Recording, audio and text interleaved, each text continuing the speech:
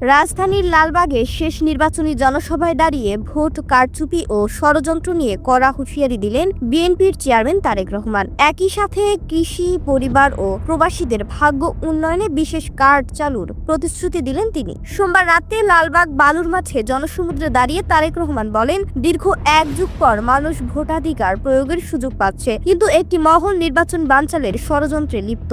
গোপন ব্যালটের সিল, জালিয়াত এবং মা বোনদের এনআইডি বা বিকাশ নম্বর হাতিয়ে নেওয়ার চক্র সক্রিয় রয়েছে বলে অভিযোগ করেন তিনি। 12 ফেব্রুয়ারি নির্বাচনে এসব ষড়যন্ত্র রুখে দিতে নেতাকর্মীদের সজাগ থাকার নির্দেশ দেন বিএনপি প্রধান। জনসভায় দেশ গঠনের সুনির্দিষ্ট রূপরেখা তুলে ধরেন তারেক রহমান। তিনি ঘোষণা করেন, বিএনপি ক্ষমতায় গেলে নারীর ক্ষমতায়নে ফ্যামিলি কার্ড এবং কৃষকদের সহায়তায় কৃষি কার্ড চালু করা হবে। প্রতিশ্রুতি দেন 10,000 টাকা পর্যন্ত কৃষি ঋণ সুদসহ মওকুফের। এছাড়া প্রবাসীদের সুরক্ষায় প্রবাসী কার্ড এবং বেকার যুবকদের জন্য কারিগরি প্রশিক্ষণ ও বিদেশে যেতে সরকারি ঋণের ব্যবস্থা করার আশ্বাস দেন তিনি। তিনি বলেন, বাপদাদার ভিটেমাটি বিক্রি না করে সরকারি ঋণে বিদেশে গিয়ে যাতে যুবকরা স্বাবলম্বী হতে পারে, রাষ্ট্র সেই দায়িত্ব নেবে। বিদেশি বিনিয়োগ বাড়িয়ে দেশে কর্মসংস্থান সৃষ্টি করাই হবে তার সরকারের মূল লক্ষ্য।